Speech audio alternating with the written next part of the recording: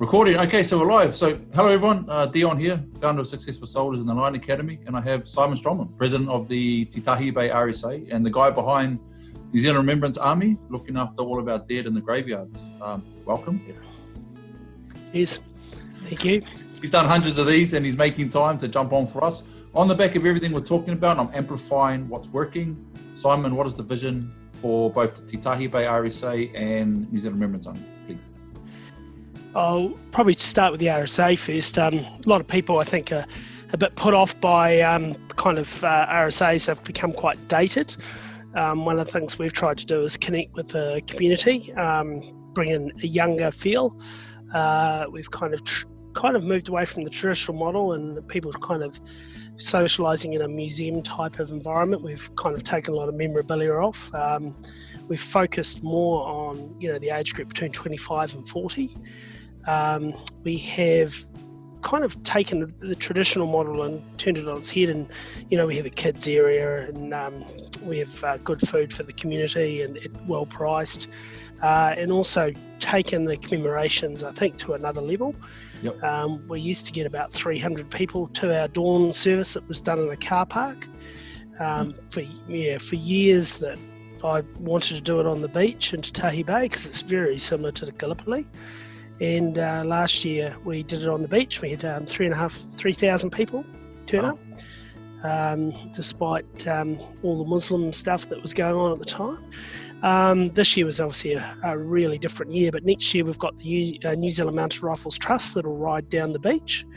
We're combining with Pairua to do that later on. And then what we're going to do is host the Royal New Zealand Armoured Corps for a kind of gathering, putting together a book. So we're kind of hosting older veterans, current veterans, and get them together in Pairua and hear how they want to look after the Corps' history aligned with the Mounted Rifles.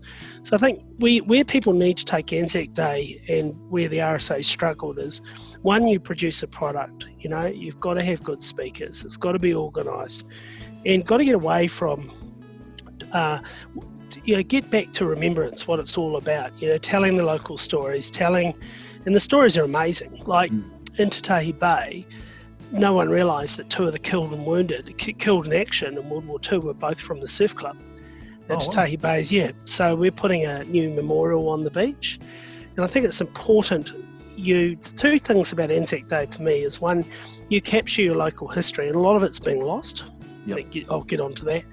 And the second thing is you put on a quality product for especially the younger veterans. These guys have said to me, and it does infuriate me, that the RSA thinks engagement of youth is all about having a 13-year-old kid stand up there and read an essay. Yeah.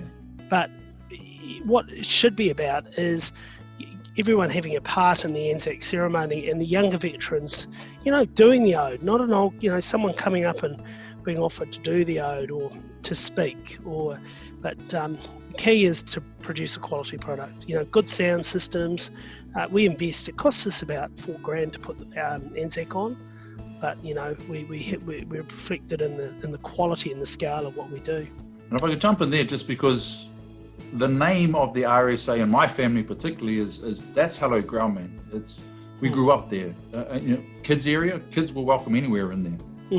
We all grew up in there. It was a safe place. It was a familiar place. Yep. So the name of the RSA to my particular family is always said with respect. Now, I know when it became a business, things happened, but it's protecting the name and the history behind it that I see you doing differently.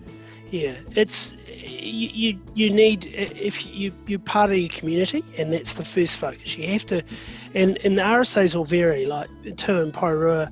One is Titahi Bay. We've got 6 other competing clubs around us, and Pairua have got no one over the other side to compete with, so they pretty much will always be there. But the model changes all through. There's no RSAs left between Titahi Bay and Seaturn at the moment. They've all folded.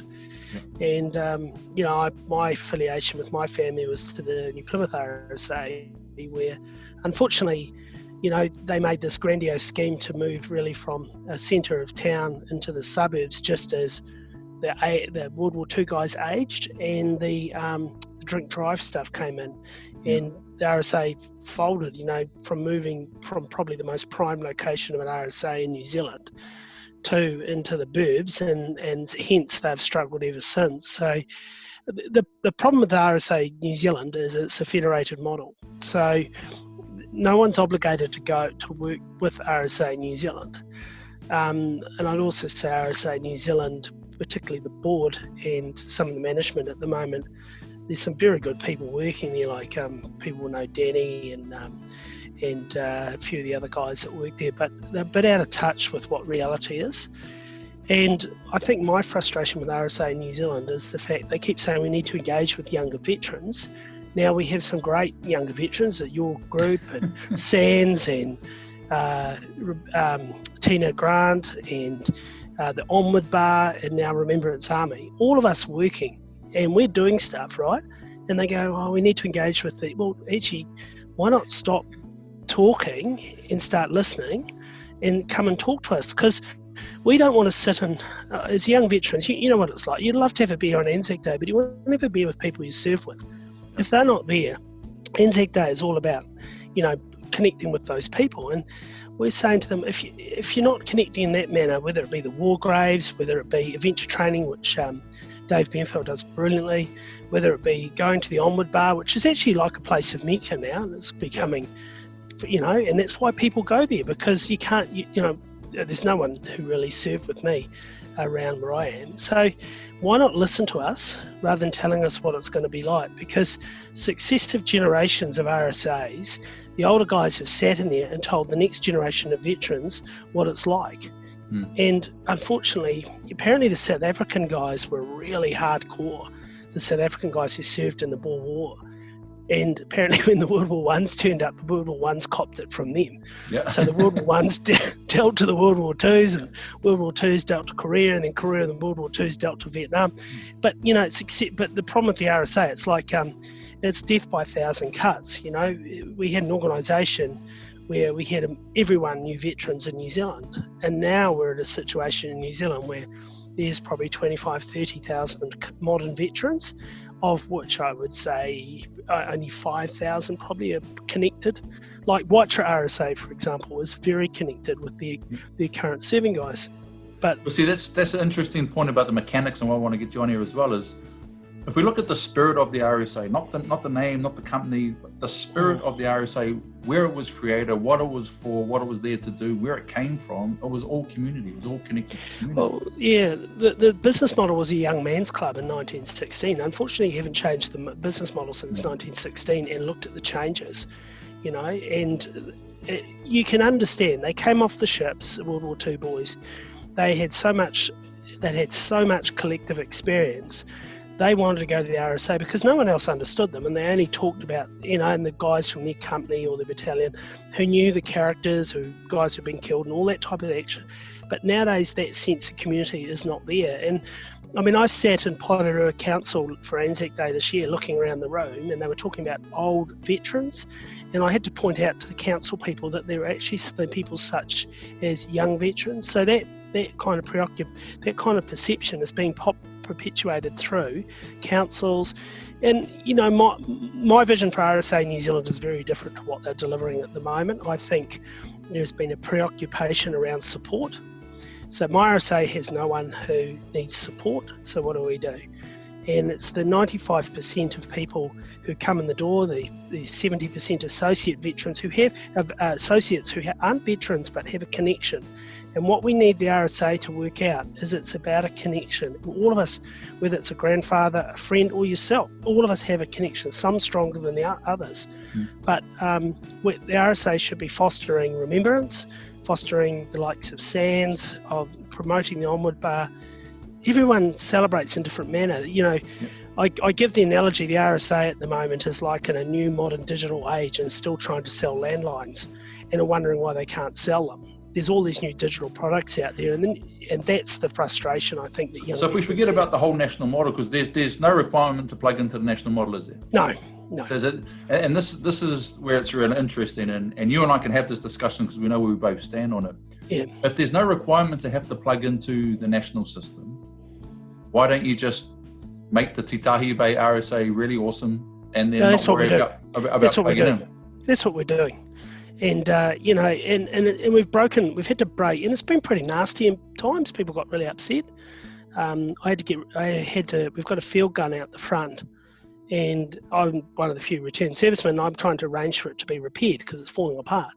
And you get people costing you on social media saying that you don't represent the values of the RSA, and it's what, so it's quite extreme behaviours you deal with.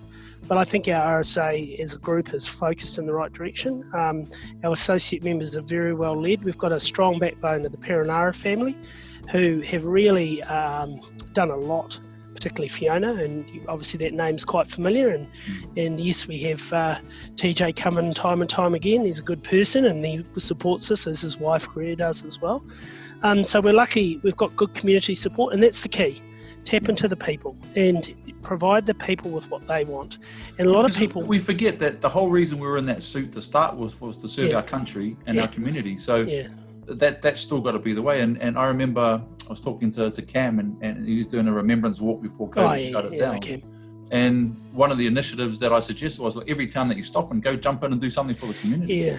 So what I would like to see is the RSA move the national parade, a national parade, so give it to one area around the country each year. So you have your national commemorations, but one RSA, one community in the country should lead Anzac, and that mantle should be passed around the country, and it should align with something in that community. Like if it's 100 years, for example, if once QAMR's 150 years or 200 years comes up, or 5 battalion, it's in that region. It should align with history, and also it should go to strong RSAs. To promote them, to help them. So it's kind of like a mini Olympics if you think about it. But also, you pass it with the standards. You must have a script. You must have good PA system. Well, we attended the 100th Anzac Day on the Gold Coast, and there was huge Kiwi contingent down there. But the manner in which they honoured that, how well organised it was, and everyone was there, women, kids, the whole lot. And for me, it's always been, how does it feel when I walk in there?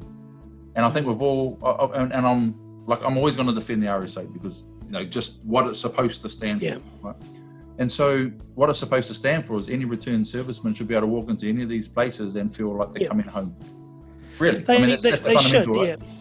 But the next step is anyone with a connection should feel like they're welcome. That's the next step. Exactly, especially if you're from there. And I find it very difficult, even going back to my home unit when I go and visit the guys, because you feel like a stranger. Yeah. Because it's, hang on a second, where's all that stuff gone? Yeah.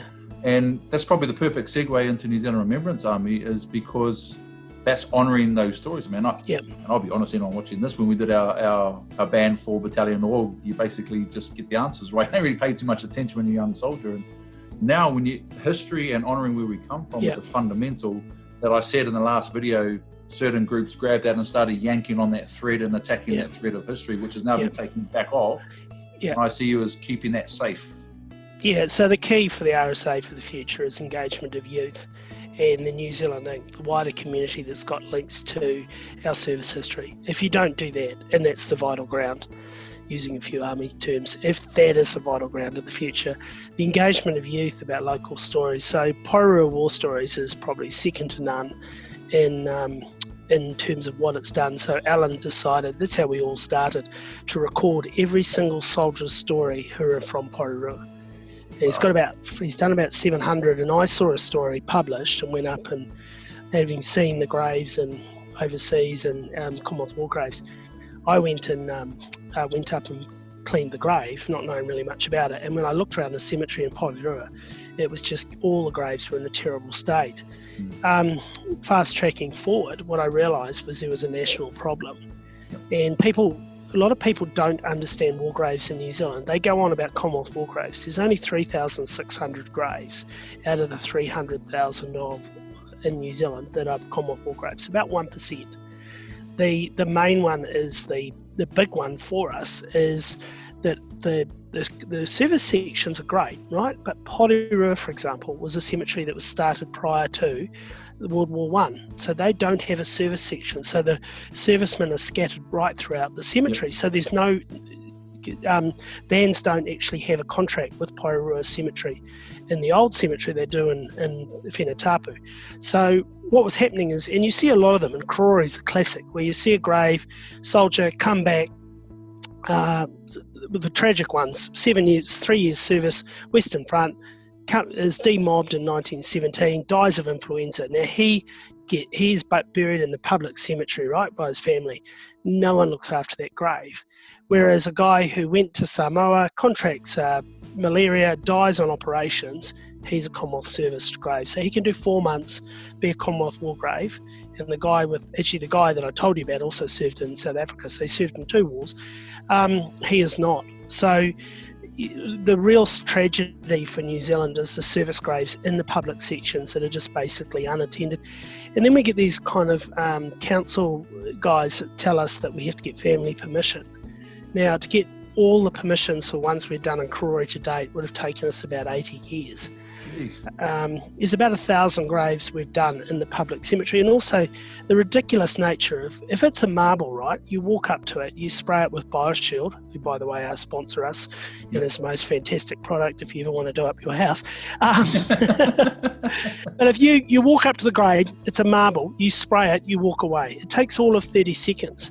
Yep. Now, first of all, I don't touch the grave, but to get permission of that family could take me up to 3 or 4 months if I find them. We find 1 in 12. So the obvious question is, why aren't they cleaning the grave then? If they're stopping you from doing it and it's their contracted to look after it, why aren't they? They're not contractors, so that's what people don't realise. It's the family's responsibility to look after any grave in New Zealand. So what you do is, if a council member walks up to you and you're cleaning a grave, they go, "Whose grave's that?" You go, "It's my great uncle's," and you go, "Prove it." Their records probably can't prove it if it's 100 years old. Yep. And they actually they can't actually stop you. No. But the problem is you've got these officious and Cam's a good example, who he got accosted in the cemetery and warned of trespassing. And he does a great job of cleaning the war graves. The other thing is standards. We clean to one standard. You know, we've got the right product. We know the processes. So we don't damage the graves. But a lot of people have tried and don't know what they're doing, and they go out and they damage the graves, or they use brasso on the bronzes. And a lot of our cemetery management's been mismanaged over the years. We've found they buried the wrong smith in Porirua. Oh, wow. So they didn't check. They hit wrong unit, and we had to put a new headstone on. And there's also a few Walter Mitties lying around. There's one in Hara who's got 5 decorations, and he's a cook.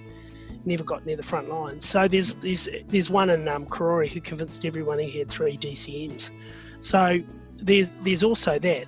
What happened is social welfare and the RSA ran it, even down to the standards of the graves were different. So in the 80s they mucked up the bronzes, and they started rusting, which bronze shouldn't rust. So they were using the wrong alloys in the bronzes. So, you know, all those things are to overcome. But I saw New Zealand Defence Force units on social media. Graves recently. Yeah. So Christchurch and Palmy, they've stepped up. And Devonport are just kicking in, and so where the big bases are. And that's the funny thing, if a whole lot of dudes turn up in uniform into your cemetery, guess what? They don't need permission, which is the good thing. Maybe we should all just go there in uniform, mate. So we've done about 20,000. There's about another 100,000 to do. If we get into the bronzes, we're talking about another 200,000. Some cemeteries are in fantastic. Porirua is in amazing condition. Credit to New Plymouth, Tianui, great condition. For which I've never really worked in. But then you come to there's some like Titahi is in appalling condition. And there's a VC winner sitting on the ground, one of our Forsyth VCs there. Karori has got, I was talking to the Karori president, Theo Cooper, today, and saying there's a huge opportunity for us to capture all that history and actually, because the other thing that no one understands in New Zealand, we didn't even know about it, is that when the guys died in World War One, the parents were so shocked and stunned that they didn't realise that the new war cemeteries would come up. They put a lot of their kids' names on their own graves. And there's a lot of these memorial graves all through New Zealand. A lot of them are marble. Excuse me. And Karori would have 700-800 of them. Yeah, and it's sad. There's 2 sets of 4 brothers up there. but they're all over New Zealand. I mean, I've been to a little tiny cemetery just near Mangawai Heads, and in there's a grave of a mother, and her son's noted that he was killed in France, you know. Yep. So you see a few World War II ones, but mainly World War Ones. And it's interesting, and this was when I first found out about this, and I've been out cleaning graves with Cam, and now my mum wants to come down and do it when we come down and visit down your end. And when people are aware of this and know what to do, there's a lot of people that want to help. But what was really interesting was seeing the standard of our dead's graves overseas compared to here. Like the Bomana War Cemetery in Port Moresby in Papua New Guinea is immaculate. Yeah, and that's Commonwealth War Graves. And that, you know, some people have challenged me. I used the ode recently. I said at the going down of the sun, we can't see him, and in the morning we remember him because we can read it. And someone said, don't play with the ode. And I turned around and said, actually, look at the ode and what it says. You stand on Anzac Day and say the ode, go down the road and have a look what's going on, because you don't remember them. You remember them for your own safety in terms of in a benign environment on a parade. Come down the road and let's go and have a look at the old cemetery and tell me what you really think, you know. And we've still got one in Penatapu. You know, guys that saw 4 or 5 years combat, and their plaques are almost unreadable. So the mission statement's really simple. Graves at one standard throughout the country. And where we want to take it is whoever wins this election and as the Minister of Defence, we need a private members bill. And we need a private members bill to establish a New Zealand War Graves Commission. It should be all voluntary. We should have commissioners all over, people working for the commission, and they A, go and inspect the standards, and B, we can do the maintenance. But if we keep it voluntary, we can collect monies. We don't need to be a government agency. We don't want to go down that route. We don't want. But also, we have the ability to override any council to go in and say, actually, I'll use an example who's someone who's hard work. Invercargill Council, your graves aren't up to standard. We're coming in and we're sorting it out. And, you know, I'm sorry, your bylaws might say this, but in statute law, there's a standard, and and the permissions is a structured. We're not cowboys, but there's a structured permissions process. So we want to draft a private members bill and get it tabled Anzac next year for Anzac Day. And see, this is the difference between tactics and strategy, right, Simon? Yeah. Is we could make this happen. Like now, we could. I mean, there's craziness going on in my own town at the moment. I'm trying to deal with because of what's happening in the States, and they're all trying to do it here in New Zealand. And just the amount of times we've seen in our country grab stuff from overseas to use for local agendas. We could do that. We could kick up a much of a stink if we want to, get on media, heaps of us got influence, dive all over the place, and make it happen, and it would happen, then it would stop.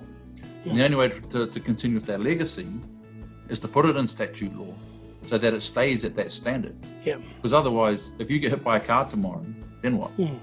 Yeah, so the trust has got a little bit of money in it at the moment. We'd like to build the trust up to about 100 grand, and then the trust would stay in perpetuity for New Zealand. Yep. So the great thing is then the RSAs could collect, give it to the trust. The trust has a structured program, and it's, you know, in the New Zealand War Graves Commission or Trust should be here, as you say, in 100 years. It's not about the individual; it's about the actual mission statement, and that's where it needs to go. And my business brain goes, we adopt animals in zoos by companies. We adopt enclosures that are sponsored by. Well, the country is small enough for the dominant business in any of these areas to adopt the graveyard.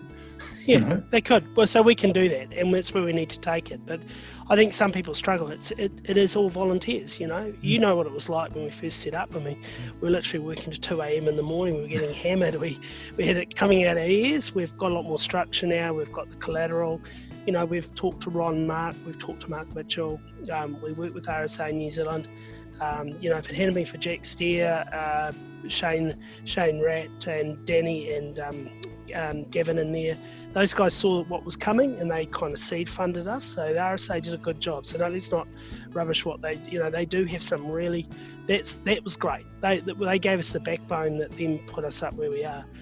Now, if you look at some of our cohorts, some of our best cohorts have no military background whatsoever. You know, they've come in and because they've got links. You know, Kath from Titahi, who's backed by a fantastic mayor, and Tracy Collis, that they have done really well based off the fact that she is a great organiser.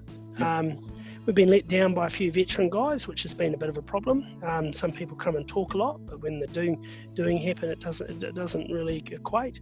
But then, you know, Sean Trott in Hara, ex-5 Battalion, I don't think he ever deployed, but a reservist, great guy. He's done Hara and Patea and Stratford should be proud of what they've got.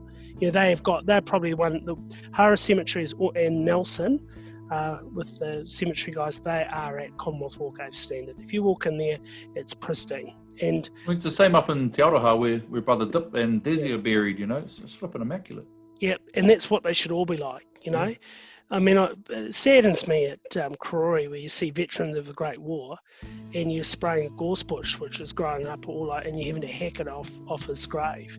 Yeah. You know, Karori would be it still needs a lot more work from the council to stop all the weeds and that. Bob Davies has been quite instrumental coming up there, and I mean, he was talking to me about the other day, and he said the tragedy is just how much money's been spent on these cemeteries and these graves by their relatives, and now the state they're in. Yeah. You know, big bloody gum trees growing out in the middle of the graves, but some great stories. Like Porirua have the first war veteran ever to come back from operations who died. You know, his regimental number was 82. Jeez. You've got Phil Lamison, and if people don't know the Phil Lamison story, is phenomenal. You know, and he's in Dannevirke, and he saved 167 Allied prisoners from the concentration camps by sheer tenacity alone, arguing with the Gestapo. And then you got the Mulligan, who's up in Karori. You know, and as a soldier, you stand there and you see DCM, MM, and Bar. Yeah. And someone wrote up that all his bravery decorations were earned and he was with the Dublin units, where the Dublin units were massacred. So Gallipoli, he got a DCM at Gallipoli, and then he got an MM and a Bar later on. But he died a drunk in the hut at 48. He was hit by a car, I think, probably coming home from the pub. You know, there's those stories, and, you know, they're everywhere. I mean, some of the stories, the other one I particularly like is the Maori Battalion one, where Cotton got an MM here at Greece, and he got captured at Greece. And you can kind of think about it. He was really embarrassed he got captured. So he came home, and he used to go to the RSA, but he never told anyone he had a military medal from 28th Maori Battalion. Yep. And he ended up, he came back with D Company, and they came to Porirua, and they had such a big booze up. He fell asleep, and he woke up on the Titahi Bay golf course, quite like the area he was in, and ended up moving here. And that was his connection with the area. And his daughter's still here, Maxine. But the funny thing about him is, you know, he was embarrassed that 28th kept on fighting, and he was in a Stalag for 4 years. So we forget a lot about those POW boys. And we forget that this is part of the whole country's history. Yeah. This is not like military history just for veterans. This is part of our whole country's history.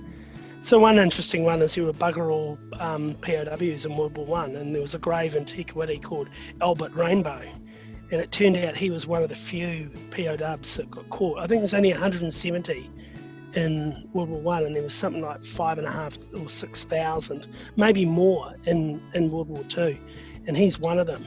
And you know, his grave just had a wooden cross, which we've recently got a proper grave put on it. You know, he obviously died, you know, but he had Albert Rainbow on his grave. Yep. But that's the type of stuff we need to protect as a nation, and get up to you go up to Karori last weekend, and this weekend we've just been, and we're crawling under, rubbing the moss off, and you see France.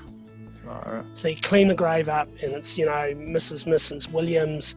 And then it says eldest son Albert, died of wounds, Messines, 1916. It's been covered for 100 years. Oh. Yeah, and so we clip all the branches around, we spray it, and we put a poppy on it to signify it as a war grave. Yep. Yeah, and then we'll go back and spray that subsequently, because now we've found it. But Bob Davies and I found a dozen just wandering around the other weekend, just that we would walk past.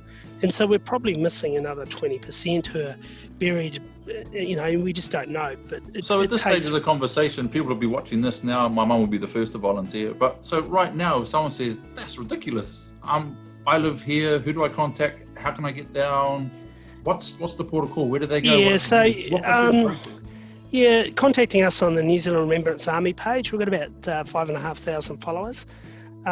There's groups everywhere around New Zealand.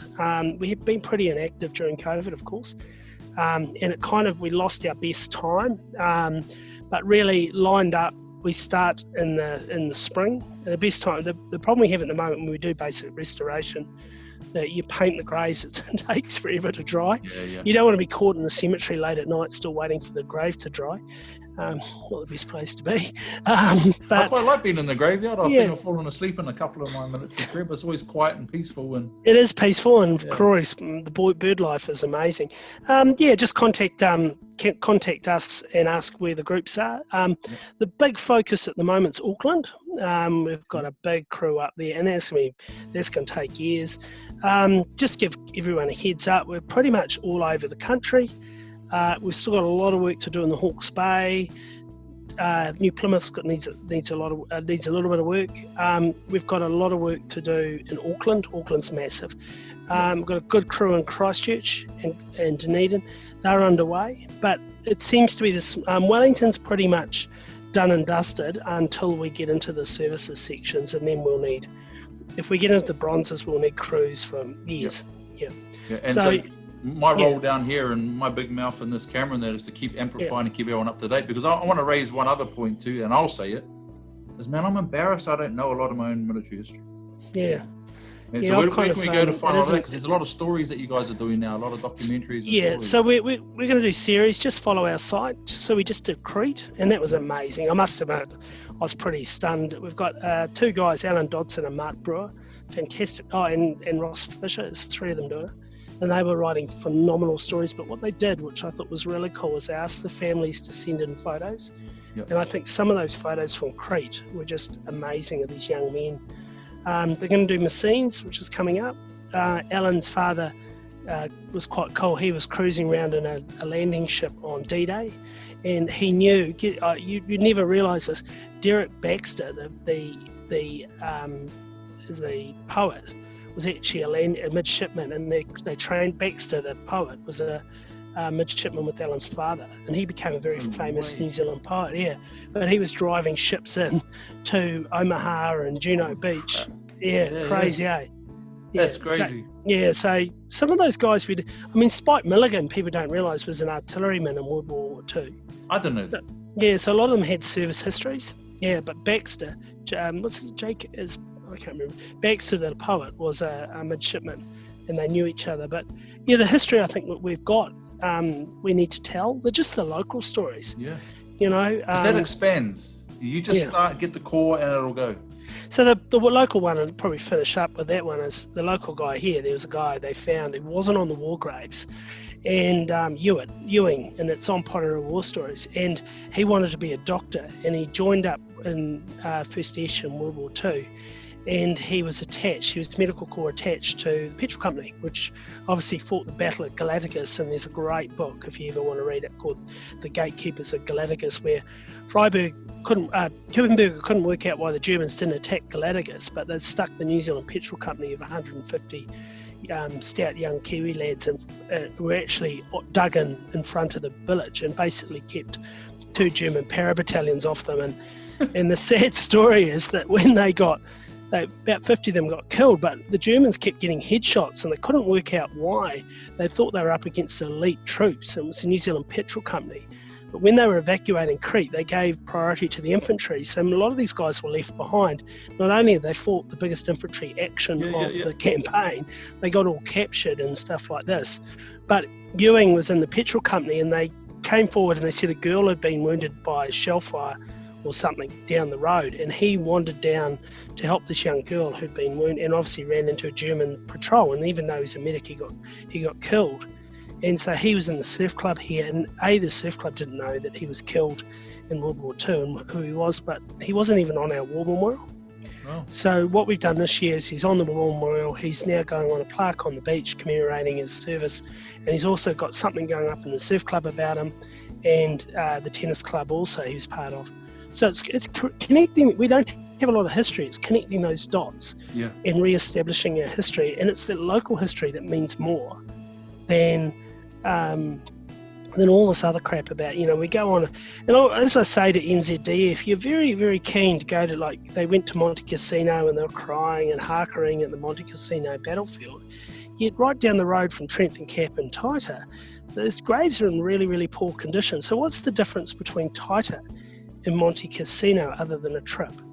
Yeah. And I come back to the comradeship and the values of the NZDF. And now I would challenge anyone in the NZDF to try and argue against your core values and what, any contingent going away to commemorate a battle, whether it be Gallipoli or Monte Cassino or Liquinar or whatever, should do some time in their own cemeteries doing some graves up. And we can help that. But it's all about that's 3CI.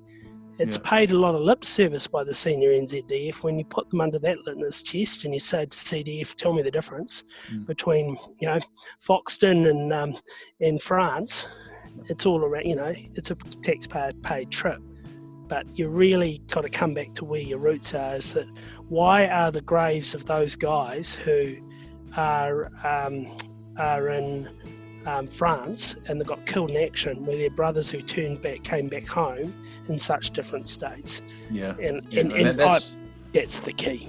And that's 100%, and it's going to happen anyway, because I see, and my mind and how my mind works, is anything that's a negative provides a solution. While everyone's focusing on the negative, that provides a solution. One of the main negatives was when RSA went to private businesses. The positive side is if you've got an astute businessman with a good business strategy, they can thrive again.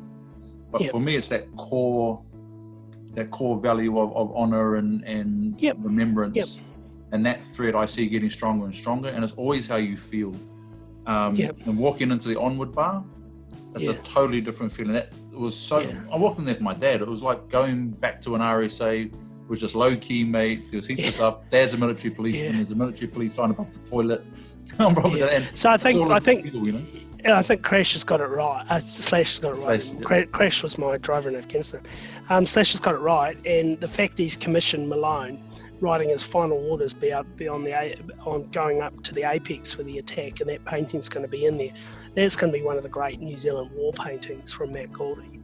But you see, we all tied in, Matt Goldie, all of it, we're all tied into this doing the same thing, and it's all about a collective rather than trying to be better than each other.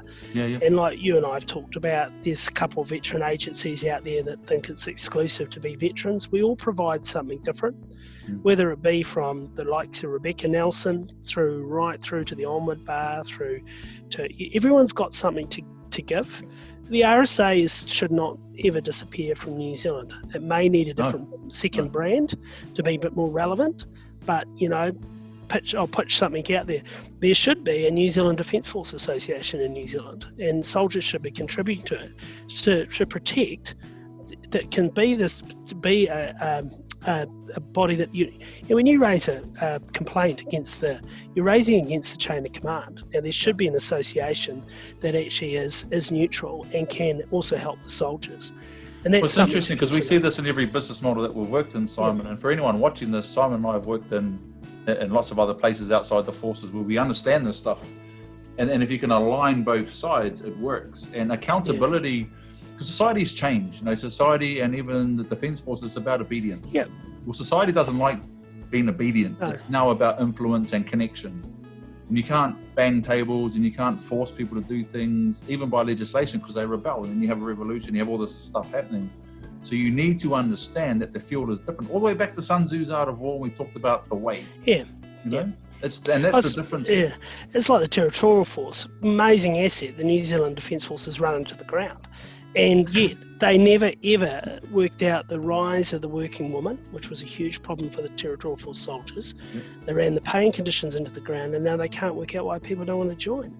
But also the fact that you've got areas now in the battalion areas that are bigger than Super 12, Super Rugby franchises. So just to get to training, you spend half your time travelling. So the whole attraction of being territorial, which was local, go and do things, run around the hills, is all gone.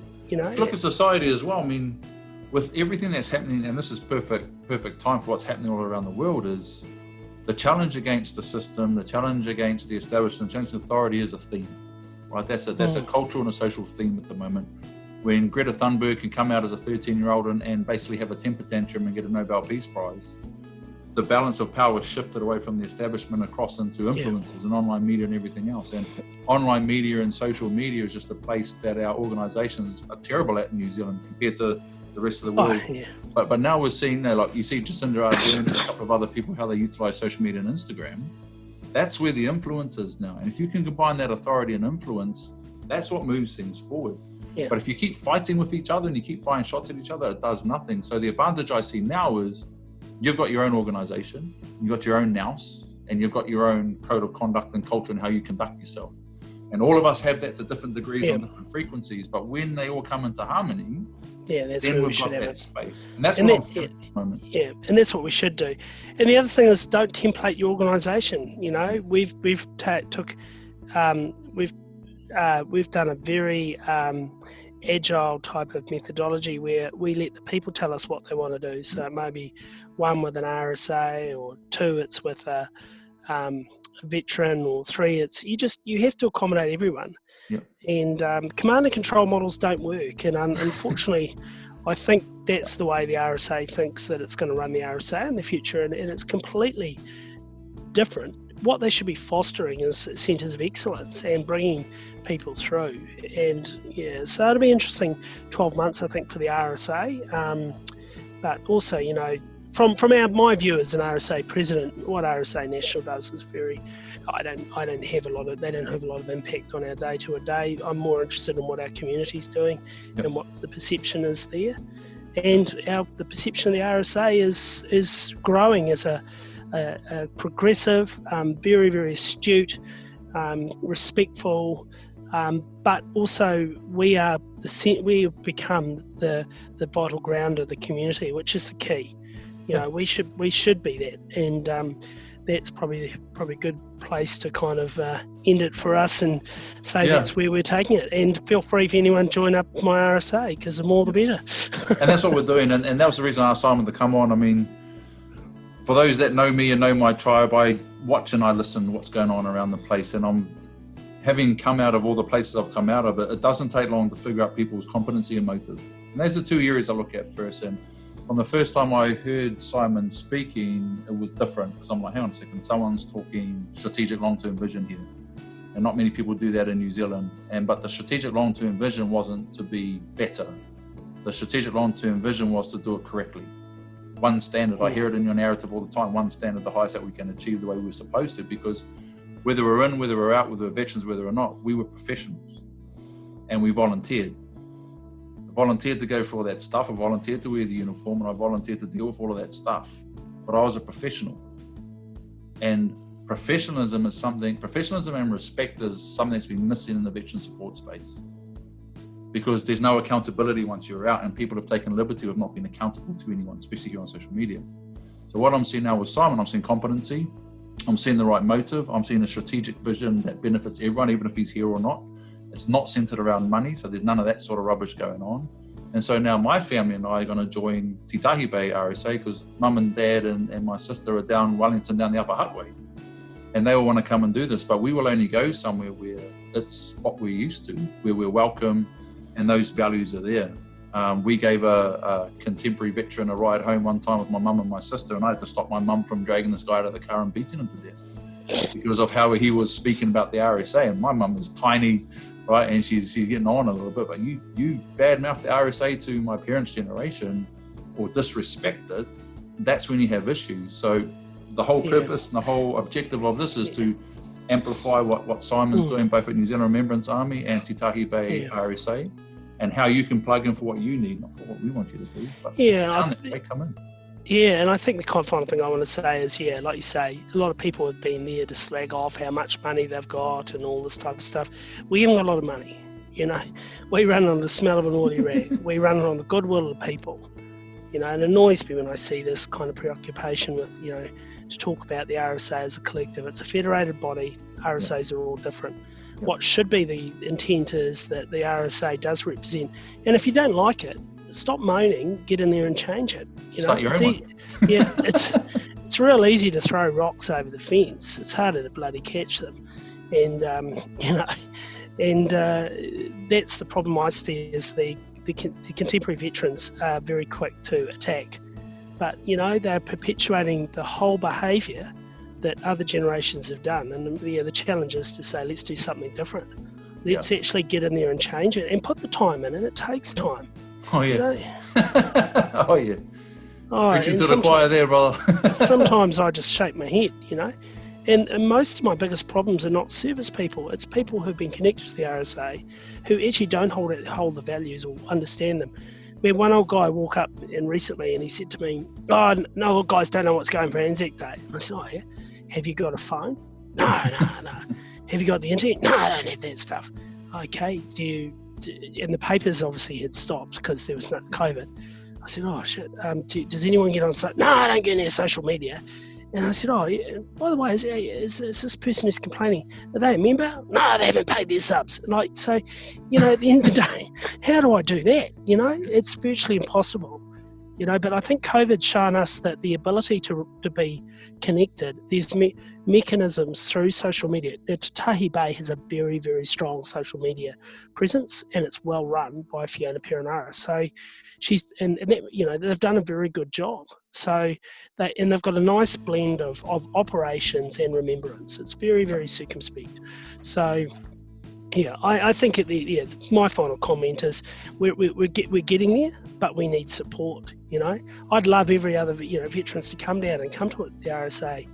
Hey, we've got very cheap booze, but but that's not the attraction. There's also the fact that we're trying to be relevant. We're trying, and it's very hard to meet the demands of 18. Well, actually no, because we've got a junior membership now from the ages of 2 to 80, and to have a consistent model.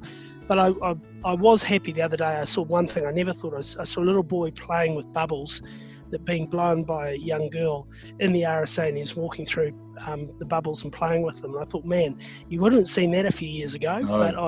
But I was lucky the little boy was mine. Yeah. He was the president's son. But in saying that, you've got to connect with those kids. Yep. And what you just said before, you have an environment which they respect when they're little, they'll respect for life. Yep. Surf Life Saving New Zealand, in it for life. They've got the great motto, and they do it well.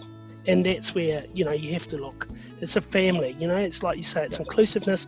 Everyone offers something different, yep. And that's the key. You're not all about veterans. Some guys paddle, some guys swim, some guys just patrol.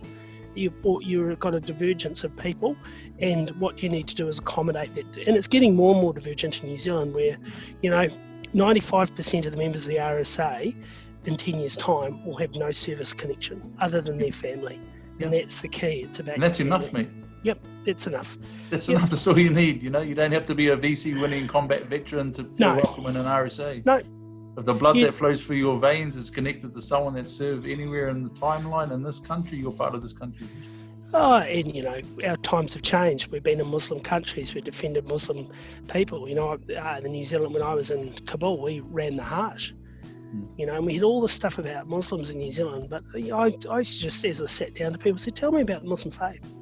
Most New Zealanders don't even know what the difference is between the four prophets and Wahhabism. And we can't even do that with our own culture at the moment. With what we're dealing with even here in Palmy, between Māori, Pacific Islanders, European, all of a sudden attaching themselves to something that doesn't relate to us.